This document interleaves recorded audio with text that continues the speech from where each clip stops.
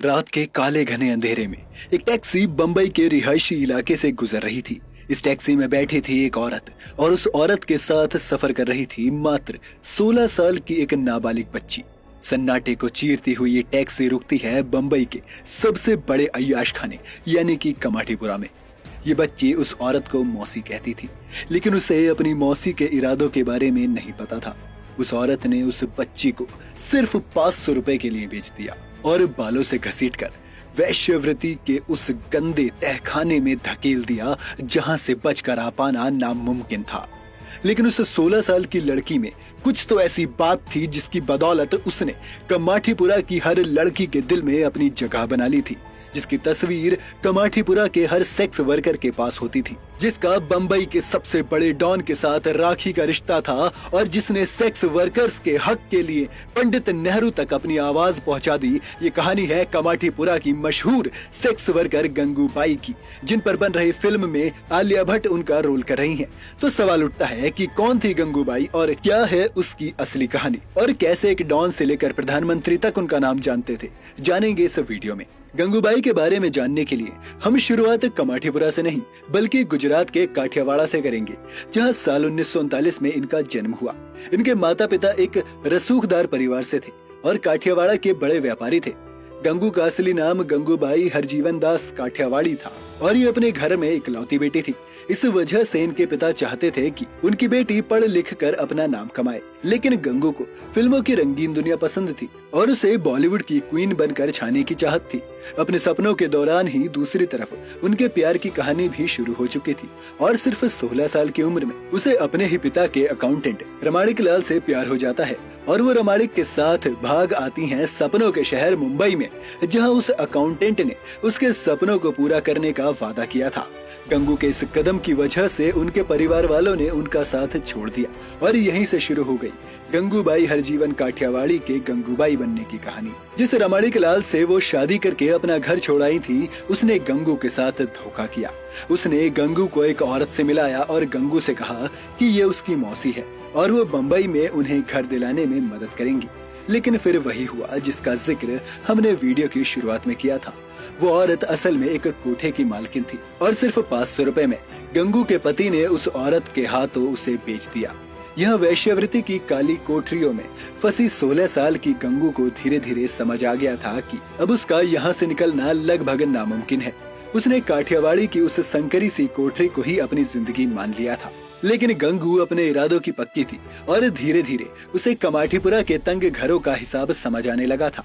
ऐसे ही एक दिन कुछ ऐसा हुआ कि गंगूबाई की लाइफ ही बदल गई। असल में शौकत खान नाम के एक शख्स ने गंगू के साथ रात बिताई और जबरदस्ती की, यहाँ तक कि उसने गंगू को पैसे भी नहीं दिए। इस घटना के बाद गंगूबाई की तबीयत काफी खराब हो गई। जब गंगू ने ठीक होकर शौकत के बारे में पता किया तो उसे पता चला कि वो मुंबई के डॉन करीम लाला का आदमी है। करीम लाला बड़ा डॉन था, उसूलों वाला डॉन था। उसने गंगूबाई को यकीन दिलाया कि अब से ऐसा कुछ भी हो तो उसे बस खबर कर दे। गंगू के लिए लाला की जुबान किसी अमृत से कम नहीं थी। उसने अपने कपड़े का एक टुकड़ा फाड़ कर लाला को पहना दिया और उसे अपना भाई बना लिया। बस यहीं से शुरू होती है इस कमजोर सी लड़की के कमाटीपुरा की मैडम बनने की कहानी। गंगूबाई ने न सिर्फ करीम लाला को राखी बांधी थी, बल्कि इस एक रिश्ते ने उसे पूरे कमाटीपुरा की मालकिन बना दिया था। यानी कि अब पूरा कमाटीपुरा गंगूबाई के इशारों पर नाचने वाला था, यानी कि वो अब इसकी मालकिन थी। लेकिन गंगूबाई ने कमाटीपुरा संभालने के बाद जो किया उसकी किसी को भी उम्मीद नहीं थी।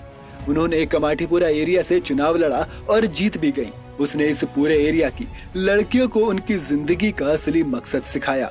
दरअसल जिन अंधेरी गलियों में गंगू ने औरतों की लुटती इज्जत देखी थी, उन लड़कियों को इज्जत दिलाने का जिम्मा उसने उठा लिया था। उन्हें अपने कमाटीपुरा की लड़कियों की जिंदगी बदलनी थी और इसके लिए उसने काम करने भी शुरू कर दिए थे। वैश्यवृत्ति के इस काम से जुड़े लोगों पर हो रहे अत्याचार हो या फिर इन महिलाओं की सुरक्षा ही क्यों ना हो, गंगूबाई ने इन सभी के लिए दिल खोलकर काम किए।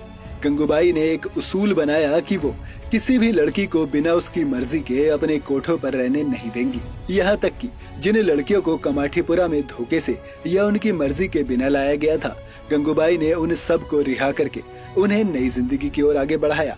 एक बार उन्होंने आजाद मैदान में एक भाषण देते हुए कहा था कि कमाठीपुरा में अगर औरतें ना हो तो मुंबई की सड़कें लड़कियों के लिए असुरक्षित हो जाएंगी। वो खुद को कमाठीपुरा की लड़कियों की माँ कहती थी और उनके लिए कुछ भी करने के लिए हमेशा तैयार रहती थी।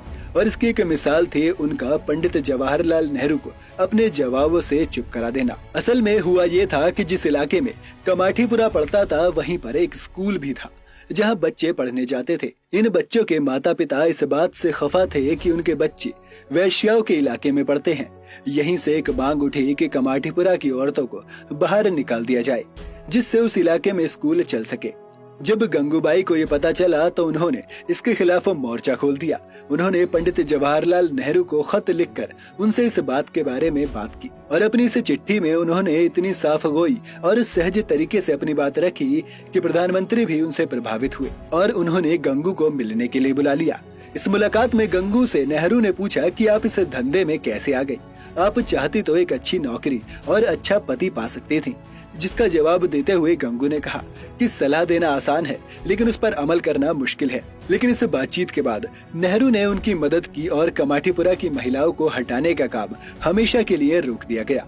इस तरह एक ऐसी बच्ची जिसे उसके पति ने बेच दिया था, जिसे वैश्यवृत्ति के काले धंधे में जबरदस्ती धकेल दिया गया था और जिसने इसे ही अपनी सच्चाई मान लिया था, लेकिन इस सच्चाई की सूरत को बदलने की ठान लेने वाली गंगूबाई के बुलंद हौसलों की वजह से ही आज उन्हें याद किया जाता है। कमाठीपुरा की महिलाएं आज भी उनकी तस्वीर को अपने साथ रखती हैं और उनकी तस्वीर भर से ही वो अपने आप को ताकतवर और सुरक्षित महसूस करती हैं।